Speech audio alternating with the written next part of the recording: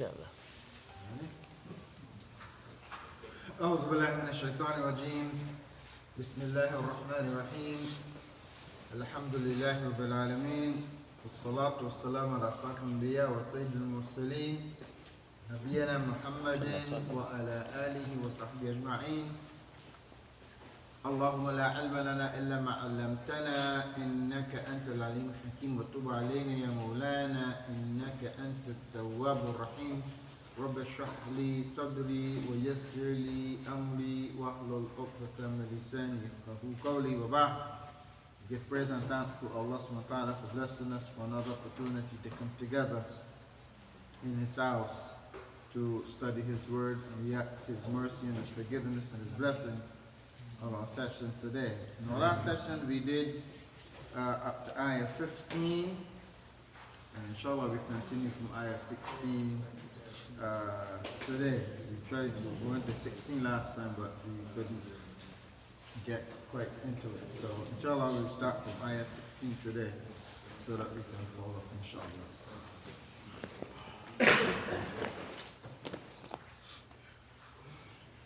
أعوذ بالله من الشيطان الرجيم. وجاءوا أباهم عشاء يبكون قالوا يا أبانا إنا ذهبنا نستبق وتركنا يوسف عند متاعنا فأكله الذئب وما أنت بمؤمن لنا ولو كنا صادقين. وجاءوا على قميصه بدم كذب قال بل سولتكم أنفسكم أمرا فصبر جميل والله المستعان على ما تصفون. وجاءت سيارة فأرسلوا واردهم فأدلى دلوه قال يا بشرى هذا غلام وسروه بضاعة والله عليم بما يعملون. وشروه بثمن بخس دراهم معدودة وكانوا فيه من الزاهدين. وقال الذي اشتراه من مصر لامرأته أكرمي مثواه عسى أن ينفعنا أو نتخذه ولدا وكذلك مكنا ليوسف في الأرض لنعلمه من تأويل الأحاديث والله غالب على أمره ولكن أكثر الناس لا يعلمون. ولما بلغ أشده آتيناه حكما وعلما وكذلك نجزي المحسنين.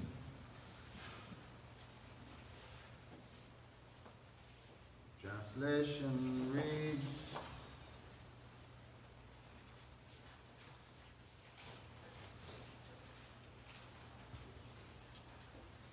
and they came to their father in the early part of the night weeping. They said, "O our father, we went racing with one another and left Yusuf with our belongings, and a wolf devoured him. But you will never believe us, even though we speak the truth." And they bought his shirt stained with false blood. He said, "Nay, but yourselves have made up a tale." So patience is most fitting, and it is Allah alone whose help can be sought against that which you describe. And there came a caravan of travelers, and they sent their water drawer. And he let down his bucket into the well. He said, "What good news, here is a boy." So they hid him as merchandise. And Allah was all knower of what they did. And they sold him for a low price, for a few dirhams. And there were of those who regarded him insignificant. And he from Egypt who bought him said to his wife, "Make his stay comfortable. May he be of profit to us, or we adopt him as a son." Thus we did establish Yusuf in the land, that we might teach him the interpretation of events. And Allah has full power and control over his affairs, but most of men know not. And when he Yusuf attained full manhood, we gave him wisdom and knowledge. Thus reward the muhsinin, the doers of good.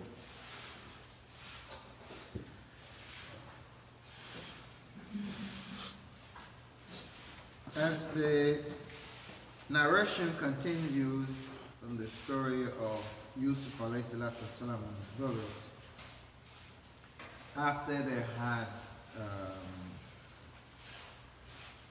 made their plot and discussed among themselves, and they had, after they carried the nefarious plot of throwing Yusuf into the well, they returned home early that night.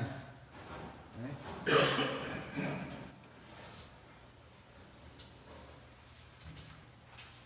Raja'u abahum isha and yabkun. Isha means the beginning of the night. Isha begins when the night gets dark. You know, Isha time comes when the night begins. So when it's fully dark. And of course the prayer time extends till half of the night. So they came home at the beginning of the Isha time. In the night, they returned home and they're falsely weeping and pretending to grieve over the loss of Yusuf. And of course they concocted a story what they're going to tell their father. And they concocted a story of how they're going to explain to their father that Yusuf is not with them. And they're fussing and crying and going on, and they said to their father, قالوا يا أبانا إنا ذهبنا نستبق وتركنا يوسف إن متاعنا. They said, oh father, we went racing with each other and left Yusuf with our belongings. وأكله الذئب فأكله الذئب. And what you were feared of came to pass. The wolf ate him up. The wolf ate him up. وما أنت بمؤمن لنا ولو كنا صادقين. But you will not believe us even though we are speaking the truth. In other words, they knew that their crying and showing grief was not enough to convince their father of their story, the story they're going to tell him. But they want to soften him up. So they come and they're crying and they're fussing and they, look like they're grieving to soften him up right to there before something serious happens. And then they tell him the story. They tell him the story. And so they use, when they tell the story, they try to use psychology to trick him into believing them. They try to use psychology on him to trick him, because they're trying to trick him. So they use psychology on him to trick him. Saying, we know you might not want to believe us.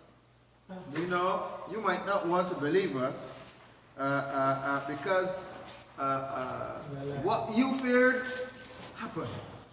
You did mention it before, that I feared the wolf might eat him. And exactly that happened. This is exactly what happened. But you might not want to believe us, but because what you feared happened, but that was only coincidental. That was only coincidence. What you feared and what happened was coincidence. Then there's nothing behind it. We're really telling the truth. We're really telling the truth. We are telling you exactly what happened. That's what really happened. Even though it might seem coincidental, it is the truth. It is the truth. So I'm trying to use psychology on him to convince him of their trickery, what they're saying is true. Of the lie. Right? Of the lie, yes. They're trying to convince him of the lie. Right? And so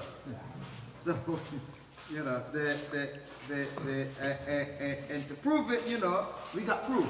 Here's the proof. Here's the proof. وَجَاءُوا عَلَى قَمِيصِهِ بِدَمٍ كَذِبٍ. And they produce his shirt and says, this is not the shirt of Yusuf. Right? And here's the shirt that, that Yusuf was wearing, and it's covered in blood. See here, see? There's the evidence. Well, study them up. What they do, they kill a sheep, they kill a young goat, and they ate and enjoyed themselves right there, rejoicing over what they did with Yusuf, and then dip some of the blood, put the blood on the coat, and to bring it back to try to fool their father. And that's the bride. Yeah, they come back now to fool their father, you know, with this. But they made a mistake. They forgot to tear the shirt. Good shirt is covered in blood and not one tear or scratches on the shirt.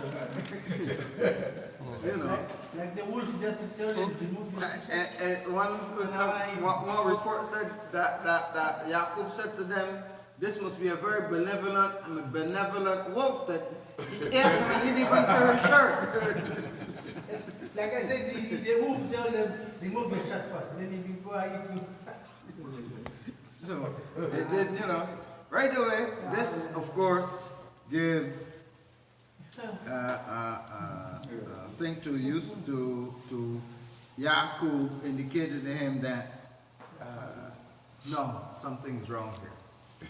Your story just doesn't gel. Your story doesn't gel. No. It's not, yeah, there's no way the wolf could eat this boy and don't tear his shirt. How did he eat him out of the shirt? So right away, I mean, Yaqub alayhi salatu wasalam, you know, he picks up on this, all right? Before we go forward on that, there's 1 or 2 points I want to mention in relation to that. There's a lot of deep stuff into this, but we're trying to concise as much as we can. We don't want to go too deep in it. But there are 2 points that we need to mention before we move forward. Is that one, the scholars use this ayah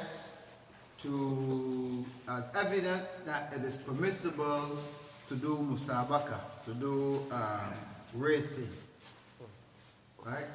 People can race against each other. They can buy against each other in racing. It said that they were not actually running against each other. They were shooting arrows. Who can shoot the farthest, right? That is one report said that they were not actually running with one another, but they were shooting arrows to see who can shoot the farthest, right? Which is a musabaka, which is a competition. Running is a competition. Prophet Sallallahu sword fighting competition in the masjid. You can compete with each other in these things. You can have a musabaka, competition in things, even with animals, like happening during the Prophet Sallallahu.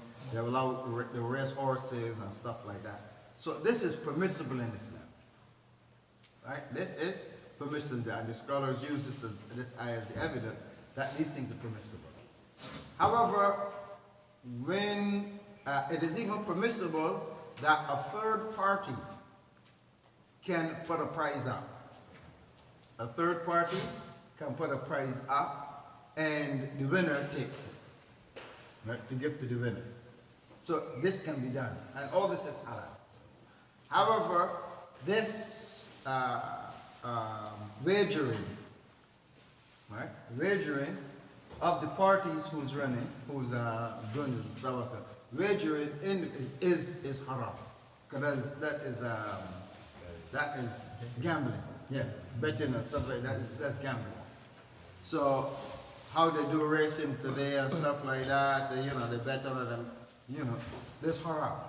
So that whole stuff is getting, horses, dogs, whatever it is they race and fight and everything they bet on now. So all this stuff is haram because of how they do it. But if you take away the wagering and stuff like that from it, then it will be halal, right? It will be halal. It is permissible to do it. You can race your horses, you can race your animals, you can do whatever, this. You can race among yourselves. and stuff. This is permissible in Islam. And as I said, there could be a third party who puts a prize up, right? And the winner for the winner to take. But the parties who are, I think, can't measure against each other, and the winner takes all kind of thing. They can't, that's art, right? So it's important to mention that point. The second point is that, you know, when Yusuf when they came with the blood on when he saw the shirt of Yusuf, when he saw the shirt, it is not torn, even though there's blood on it is not torn. He deduced from this is circumstantial evidence. He deduced from this that Yusuf was not harmed. Right? That Yusuf is not dead. Right? And so the scholars say from this, it is permissible for the judge in the matters to use circumstantial evidence to make deductions concerning the case. Right? It's permissible for the judge to use circumstantial evidence like this to deduce something things from circumstantial evidence in the judgments, right? Because this is what Yaqub alayhi salam, he did. He knows that he's no, this ain't right. He says no, something. He right away rebukes them, right? Right? He rebukes them. He says to them right away. He challenges them. He says, "Bal." In other words, Bal. He stops them in their tracks. He stops them in their tracks because Bal, right? He says, "No. Bal sawalatkum anfusakum amra." He says, "Sawalat lakum anfusakum amra." He says, "No. Right? Rather, your souls entice you to do something evil." And so, when they produce Yusuf's shirt in blood as physical evidence, and is not torn, he realized the falsehood of their claims, and he immediately stopped them in the tracks, because that's what Bal means. Bal is a particle of digression or disruption. It is called harf al-idrab, right? Harf al-idrab. That is that it is a particle that either when you introduce it, it either corrects or cancels the statement that I said before.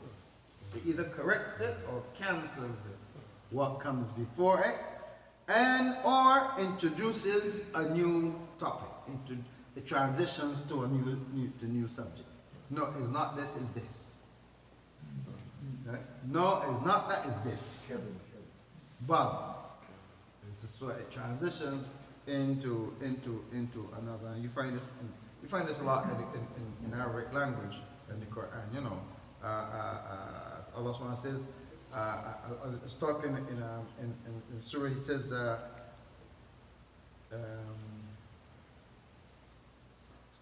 "Bal tu'thiruna al-hayat ad-dunya." Bal. So Allah SWT says, you know, I mean,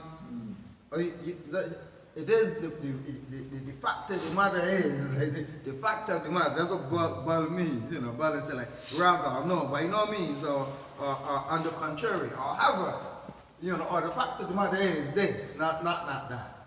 So it's like changing the thing. So right away he stopped and bal. You're wrong there.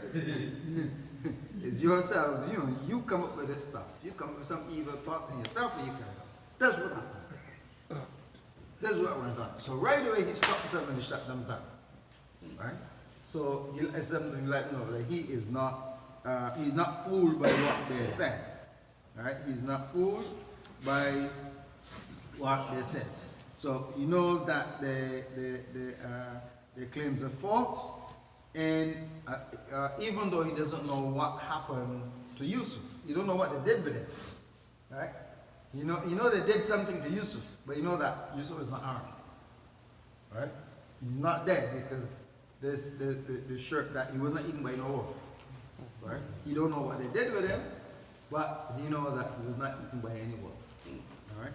So in his mind, Yusuf is still alive, but what they did with him, he don't know.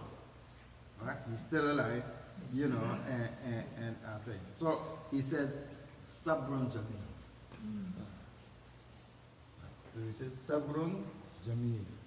You know, Sabrun Jameel is like saying beautiful patience.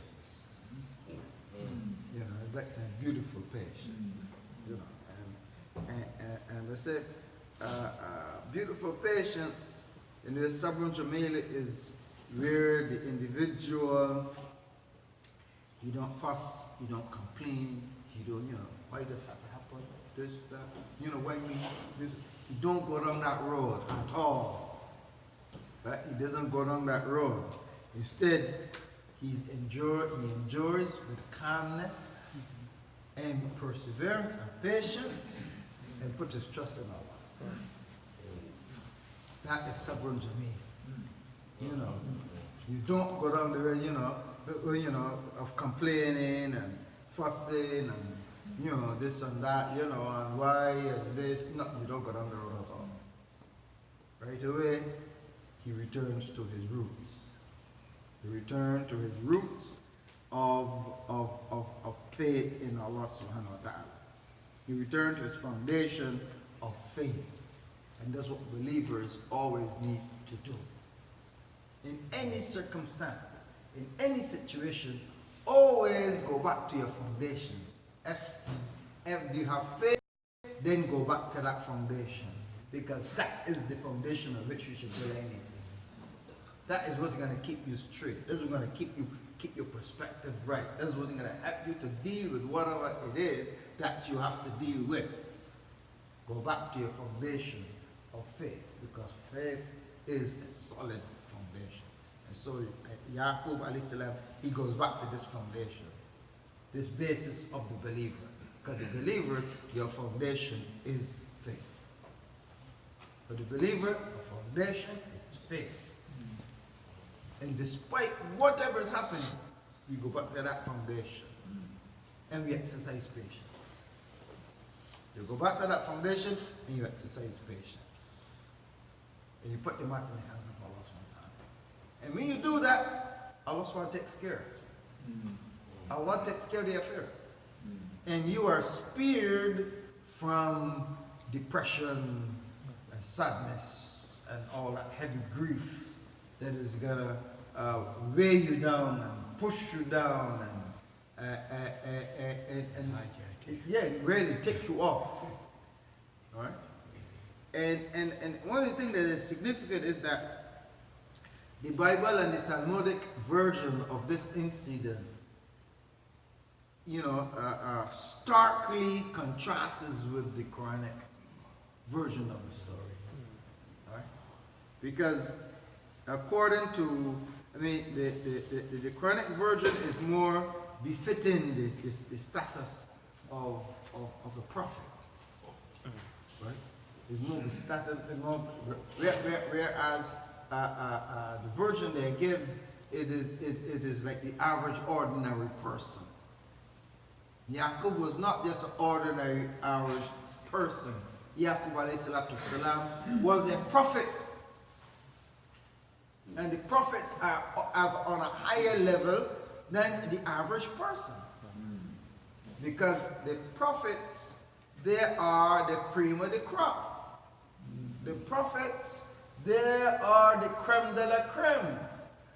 They are the ones that Allah specially chose after Allah subhanahu wa ta'ala created the souls of every human being. And Allah created the souls of every human being before He created the human being himself. Right? Before He created the human being, He created the souls of every human being. At the time, in the beginning of Adam, He took them all, like He brought them all, He gathered all the souls together. And made them make shahada. Alastu bi rabbikum? Am I not your Lord? Qalu bala. They said, surely. So all the souls, Allah created all the souls before. So all the souls, they bear testimony. Right? This is why every individual, it is natural for the individual to believe in God, to believe in Allah. It is not, nobody had to tell him that you should believe in God. Right? It's natural for a person to believe in God. It's normal, a natural thing. Right? A person has to decide not to believe in God. So he has to take a conscious decision not to believe in God. Wow. Because naturally, he believes in God. So he has to now decide, take a natural, a conscious decision and says, no, I'm not going to believe in God. That's a conscious decision. But his normal, unconscious way, normal way is to believe in God. That's the normal state of the human being. That's why you find everybody, the God concept is a normal concept that's found in every culture among every people. The God concept, right? The people say there's a God gene. Allah knows this. Right? But their position then it sullies the character of the Prophet. It sullies the character of the Prophet because, as you say, the prophets were the best human beings. Allah created all the souls, and from those souls, He created from the best of all the souls, He selected the souls for the prophets. So they are the best of all humanity are the prophets. They're selected and chosen by Almighty God Allah. Right?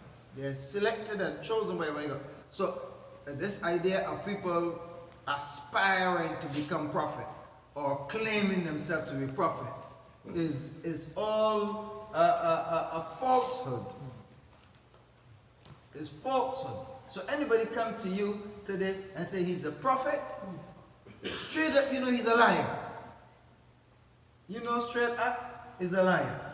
It said that there's a report from Imam Abu Hanifa rahimahullah that if a person says, come to you and say, I'm a prophet, and you say, what is your proof?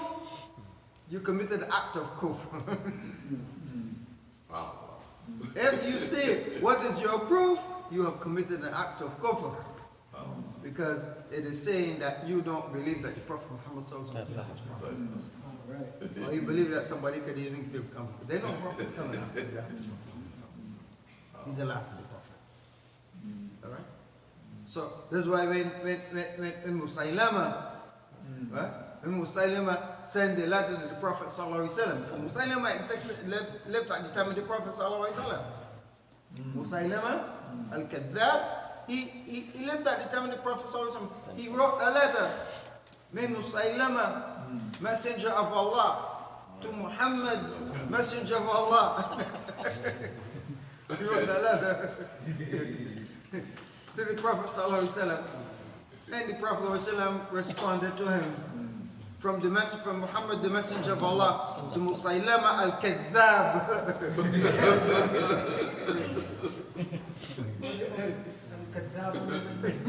Kadhdhab, liar, a sworn liar. A Kadhdhab is a sworn liar. This is how the Prophet addressed the letter back to him. Understand? So, their position, what they said, really, is not befitting. Their position is that they said that when they came home and they told Yaqub alayhi salatu wasalam, told their father what happened to Yusuf. He believed them. He believed them, and they said he sobbed and he cried and he tore his garments and he put on sackcloth, you know, they put ashes on his head, he put as a sign of mourning, and he went into deep mourning for a very long time, and he would always says, you know, I will mourn till I die, and all kind of stuff like this, and people would try to comfort him, and they couldn't comfort him. He broke down crying. They said this what happened there. Which is, you know, so he was just an ordinary person, man. You can't, yeah. No, according to Quran, no, he returned to his foundation of faith. He returned to his foundation. First of all, he didn't believe them because his discernment, you know, he was clear that they were making up the story. From his own discernment, he can see that they were making up the story. And immediately, even though he did not know what they did with Yusuf alayhi salam, salatu wasalam, he goes back to his basis of faith, his foundation of faith. But, you know, Sabrun Jameel. Sabrun Jameel. And this is basically and then he says, Wallahu musta'an ala ma tasifun. And Allah alone that I seek help from against all this stuff that you put in forward. This false claim you put forward, I seek Allah's help in helping to sort this stuff. To be patient with and go through it. I'll be patient. So he understood that this matter, you know, he put this matter back in the hands of Allah. Oh, Allah, you know what's going on here? You know, I put my trust in you. Well, Allah, I know what's going on here. I put my trust in you in this matter. And so it's clear that Allah subhanahu wa ta'ala, you know, they established this particular point. One note that I just want a quick thing before we continue this, that Al-Mawardi, he says, you know, that the shirt, you know, he says the shirt of Yusuf is legendary. Right? The shirt of Yusuf is legendary. Okay, here now, in this first instant, in this story, this shirt is mentioned 3 times. Whether it's the same shirt or not, but his shirt is mentioned 3 times. First, here when they put blood on the shirt and use it as evidence to say that he was eaten by a wolf. And then the second time shirt is mentioned is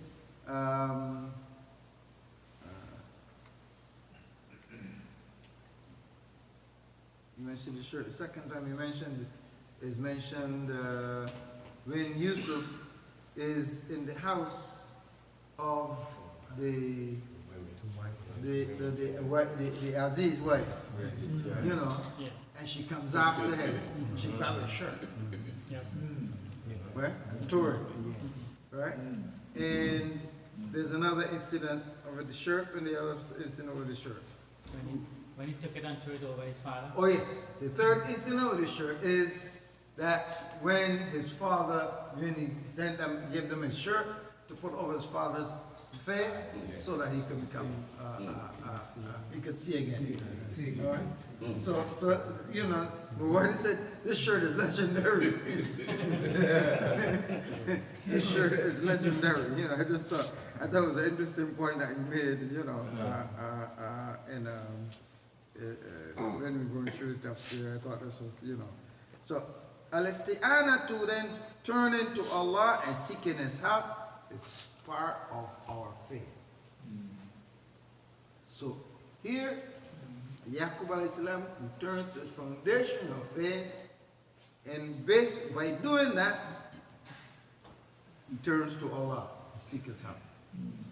And this is a lesson for us to learn, for us to follow and to apply in our everyday life that we follow.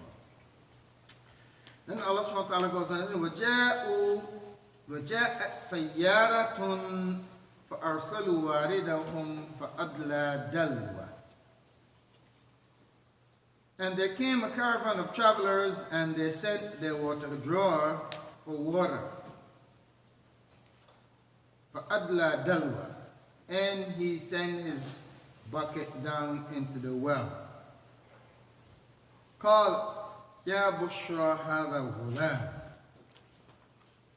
He said, what good news, here's a boy. So والله عليم بما يصنعون وسروه بداعة.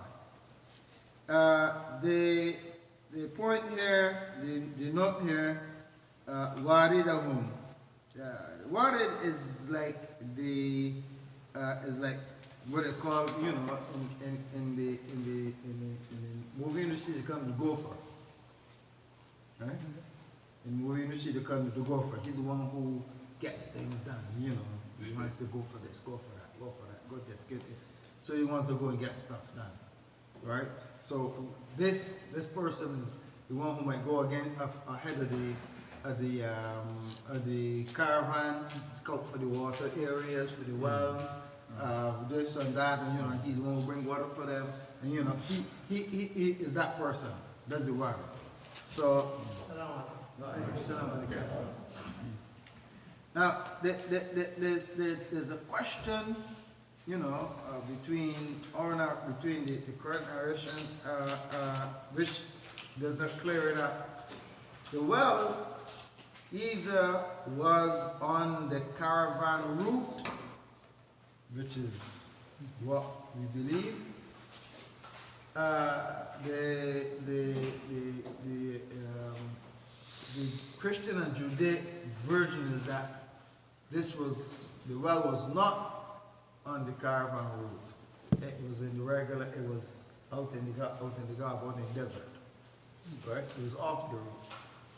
And the travelers, the caravan of people who were traveling, they lost their way and they wound up at the well. Right? And they wound up by this well. Allah knows best which is correct, because the Quran does not clarify it, and the Hadith does not clarify it, but which is correct, whether the well was on the caravan route itself, or whether they stumbled on the well, right? Which says Allah. But he sends his bucket down in the well, and Yusuf is in the well, at the bottom of the well. When the bucket comes down, of course, Yusuf sees this as a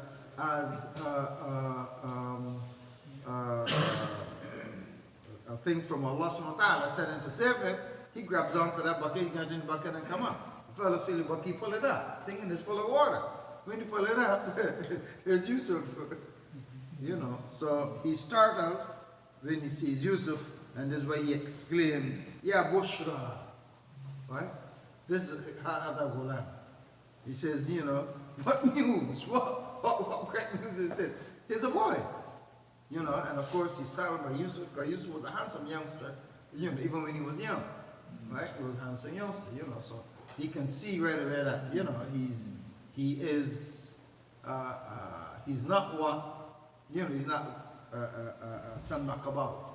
So something serious happened, that he happened to be in the world. All right?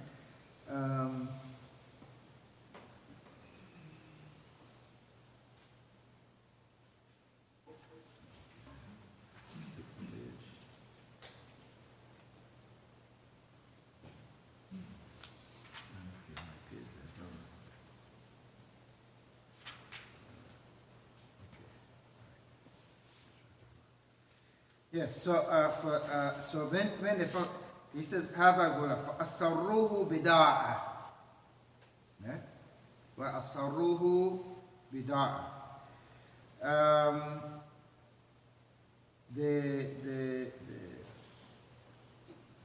He was startled this statement here is not clear, really. There are different reports in relation to it. One is saying that it was his brothers, and one is saying that who considered him property, thing, as merchandise, so he's a slave, because slaves, you could buy and sell slaves at the time. So he was, they make him into a slave so they can sell him and stuff. They're saying it is his brothers, and the other says that, and the other one is a report is that it was the people who went to get the water. So let's quickly look at it. Both things. We're not, as I said, it's possible for both. They hid Yusuf, who hid Yusuf and treated him as a slave or a merchandise to be sold. Allah subhanahu wa ta'ala knows best which is correct. One says that it was his brothers, right?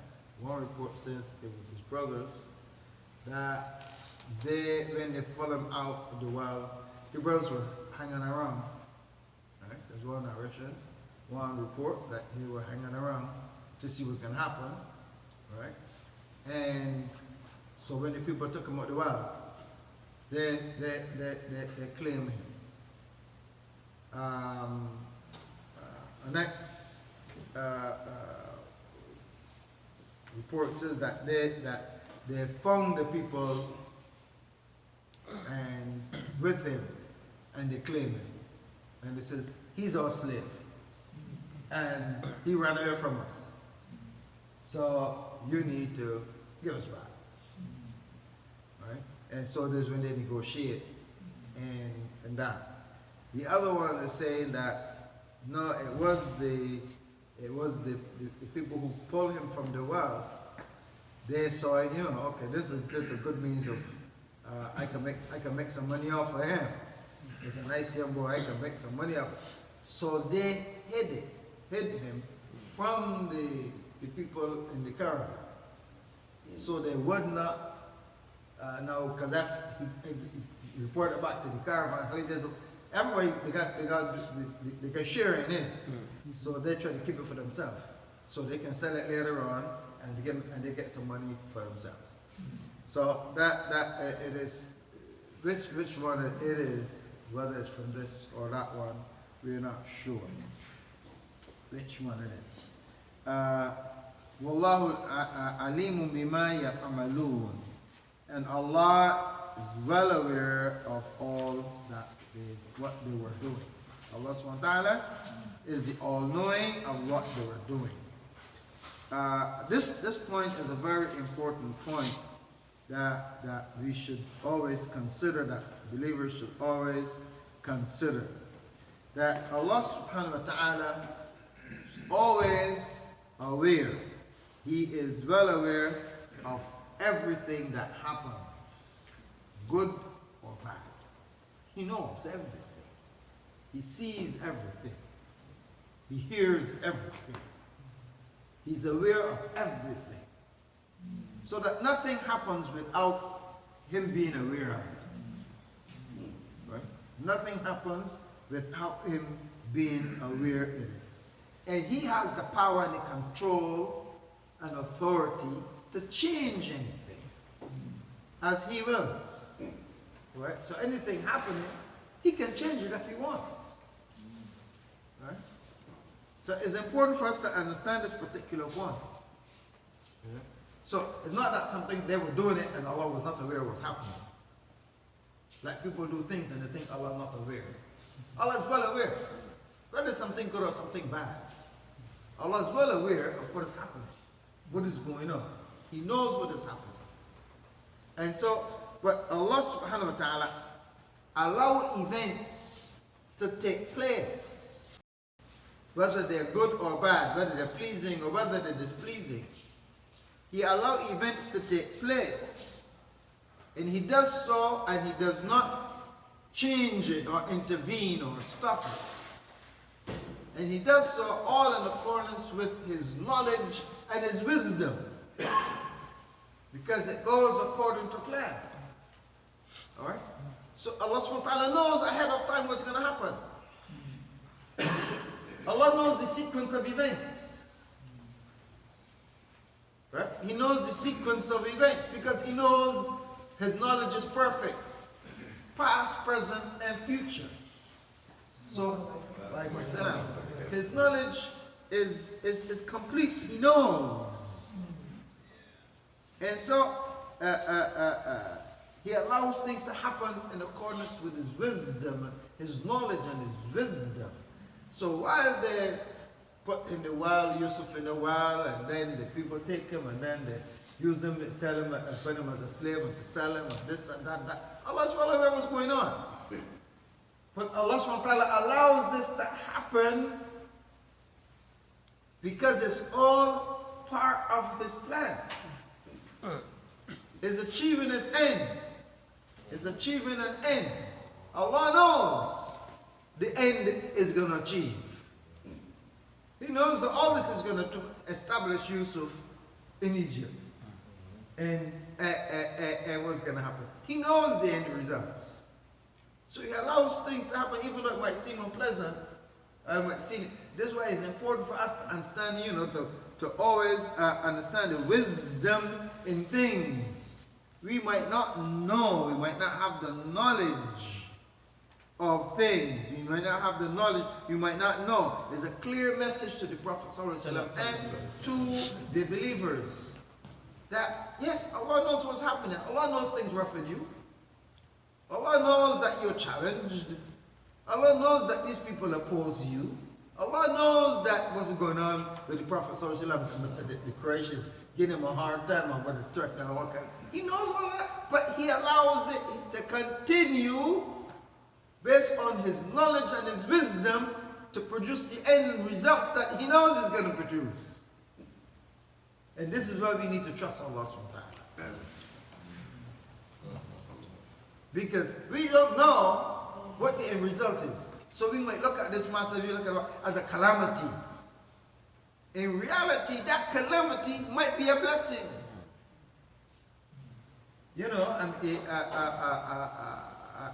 My teacher once told us a story, right, about the Qadr.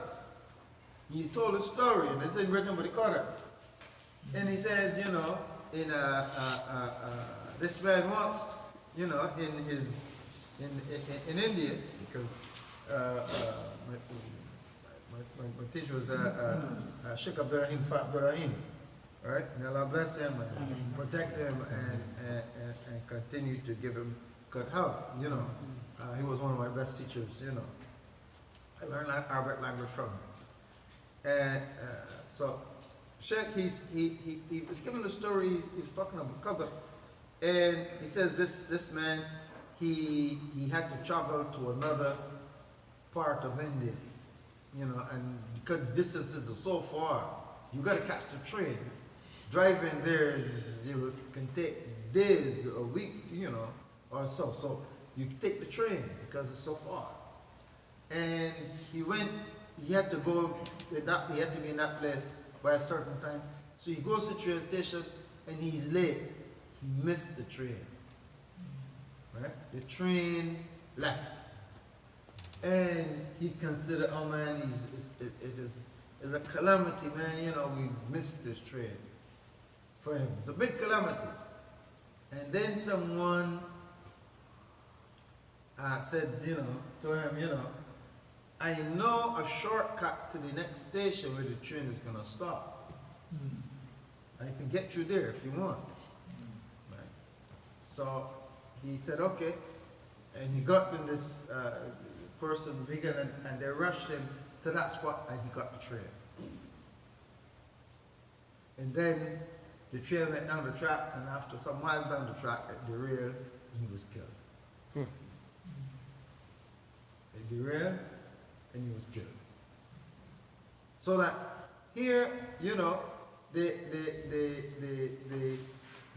sequence of events, Allah subhanahu wa ta'ala knows the sequence of events. And Allah subhanahu wa ta'ala could have left them not missing the train altogether. So you don't catch the train. But he was rushing to his death because that is where it was. Allah knows the results. He knows the results. Or an individual who missed the plane and then the plane crashed. You know, you missed the plane and he's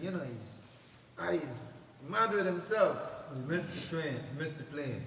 He missed his flight and the plane crashed. Yeah, that's dangerous. So man, I was very fortunate. But at the time, he considered himself unfortunate. At the time, he considered himself unfortunate.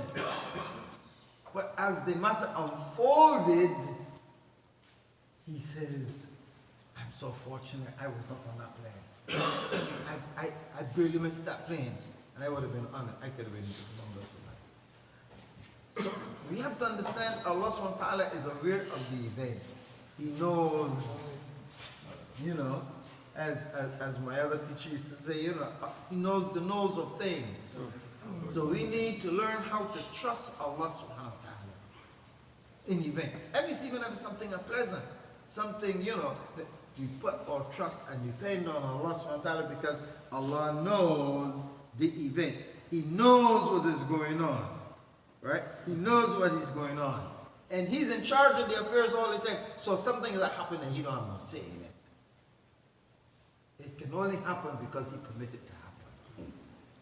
So we must not, we don't know the wisdom behind why Allah allowed it to happen, because it's things we only know as the moment. So only after it's unfolded, then we will understand and we know. Alright? When it unfolded, we say, oh well, this was a good thing that happened. That disappointment was good. Right? That disappointment was good. That calamity was good. So we realized the goodness of it, even at the time it was unpleasant for us. So as I say, hindsight is 2020. Because now you can always say, oh yeah, this was good. But Allah subhanahu wa ta'ala knows that it was good from the beginning, before it even happened. Or even when it was happening, he knows there was a good result for it. So he allows it to happen because it brings out. Allah's way. We need to trust Allah. We need to depend on Allah subhanahu wa ta'ala. Because Allah subhanahu wa ta'ala knows everything. I think our time is up. We run out of time. So we will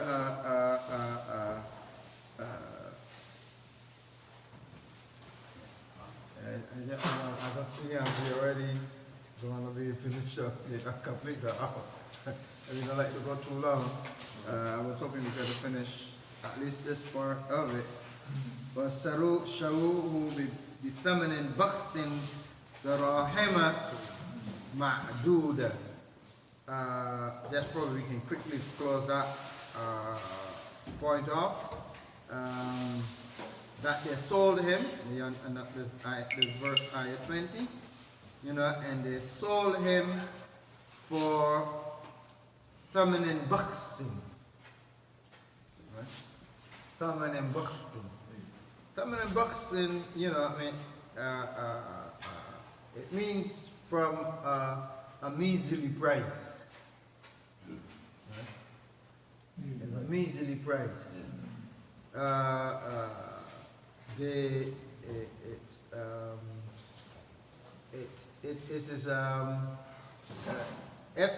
if we go back to the point that we mentioned, if it is from his brothers who did it, then it said that he sold him for a measly price, not because they didn't really want to make profit from his sale, they just wanted to get rid of it.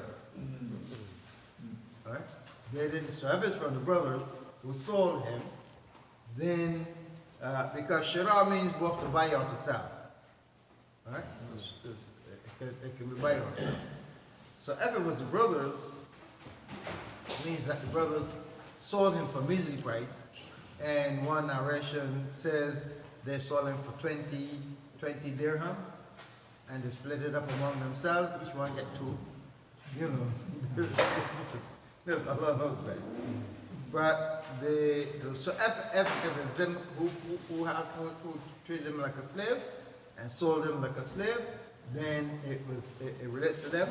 And if it was the water, it was the people who went to get the water, who pulled it from the well, and then they confront them and say, well, like this or a slave and stuff like that, you know, and they start to argue with them, and then they offer a measly price for it, right, just to keep them quiet.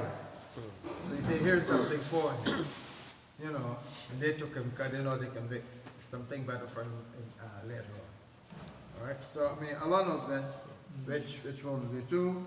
وَكَانُوا فِي مِنَ الزَّاهِدِينَ, and they did not really know that they didn't give much value to Yusuf. Because he was just a little boy. They didn't give much value to him. All right, so they didn't know that, you know, who is he? Allah knows the value of him. Allah knows who he was, but they did not have an idea who, you know, or what he was.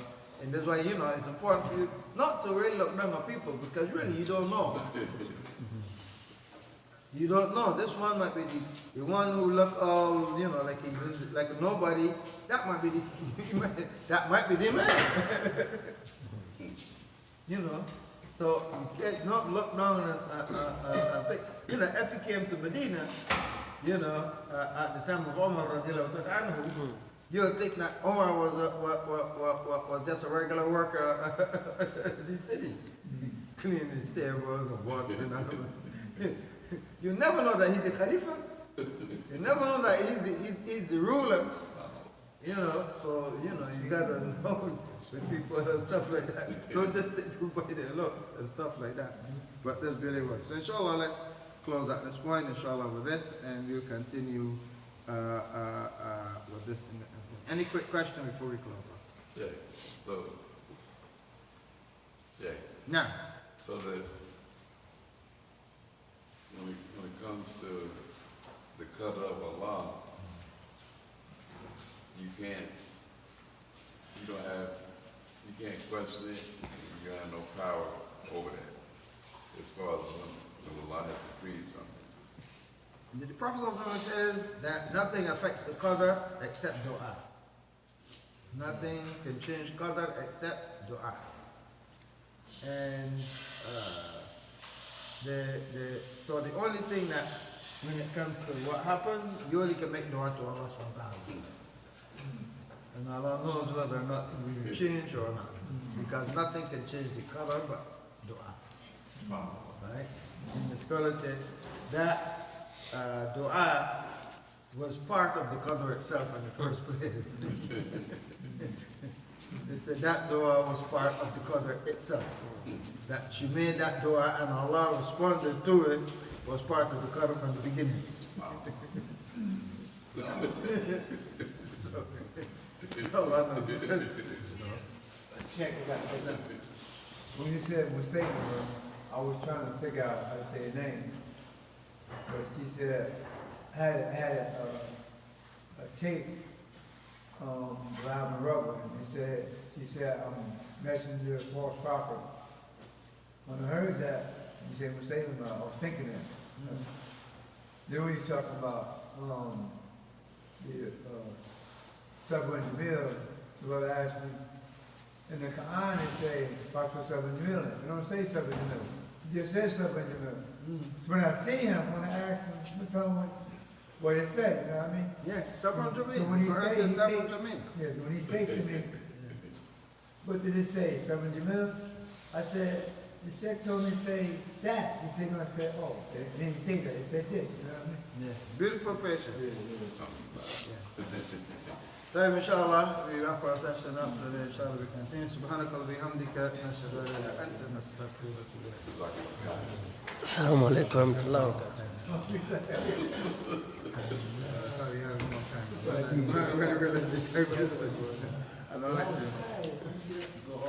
Assalamu alaikum wa rahmatullahi wa barakatuh.